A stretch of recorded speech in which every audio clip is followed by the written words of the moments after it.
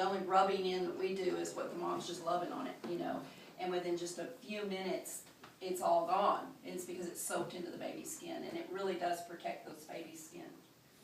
So anyway, that's one of my favorites. Let me see if I can find you another one. Because at the hospital they take, like, Yes, wipe it off, they right? do. And you can refuse that. But by the way, the best thing you can refuse in a hospital, you know, to avoid interventions at the hospital is a bath. And they will look at you like you came from Mars. But there's a reason for that, that it's the best thing to refuse. Because, first of all, your baby doesn't need a bath. And any bath that it does need, you can do later. Or they can do later. It will need a bath if there's blood or some of your stuff on its head and mixed in with its hair.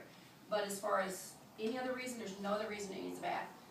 However, if they take a brand new baby that hasn't, you know, had much chance to bond, first of all, it's disrupting the bonding.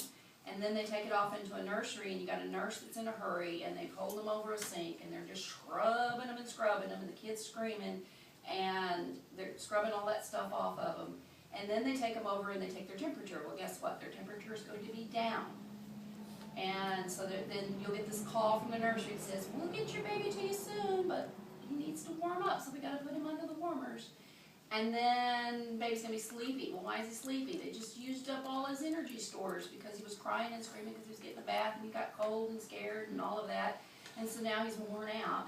And so now they're worried about blood sugar. So they're going to poke his heel and find out, guess what, his blood sugar is going to be low because he used up all of that sugar, you know, because you went through this bath trauma, you know. So then they're going to say, well, we need to give the baby sugar water or something like that. And so you just totally sabotaged your nursing and your bonding and all that stuff. So I'm not saying that's what happens with every baby, but if you want to avoid that, all you have to do is say, can you please hold off on the bath, don't give my baby a bath until later. And it has a nice effect of keeping the baby with you. So, let's see. How do I go back? Oh, there it is. Okay, I have one more birth to show you, and then we'll get back into everything.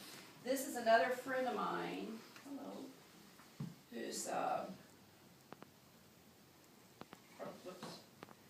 from the San Antonio. The San Antonio Birth Center is owned by Elisa Voss, who's a friend of mine. This was actually a home birth, and this girl had, it'll tell you, it kind of tells the story in, you know, like little subtitles or whatever.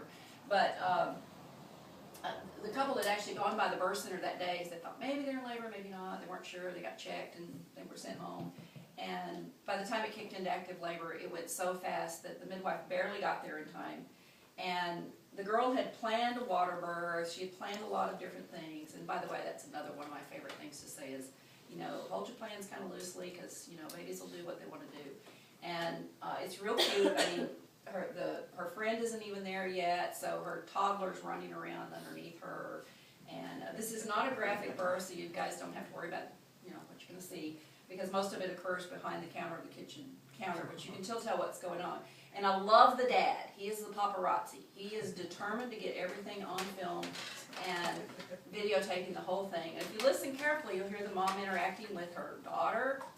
And, you know, I love this birth because it shows, it illustrates that birth is not scary, you know? I mean, she's kind of overwhelmed as it's happening fast, but if you watch her, she's still able to talk to her daughter, still calm her daughter when her daughter's worried about what's going on, all kinds of things. So I just think it's a really cool story.